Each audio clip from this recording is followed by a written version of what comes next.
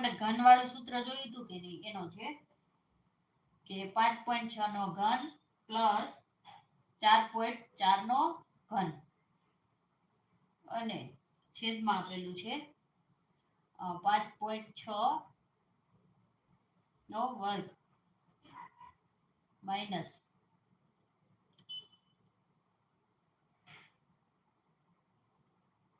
5.6 ગુણ્યા 4.4 અને પ્લસ કેટલા આપેલા છે 4.4 નો વર્ગ. બરાબર. તો હમણાં જ આપણે આગળ જોઈએ શું કરવાનું, છેદ હંમેશા ઉડી જતો હોય. શું થતું હોય, છેદ હંમેશા ઉડી જતો હોય છે.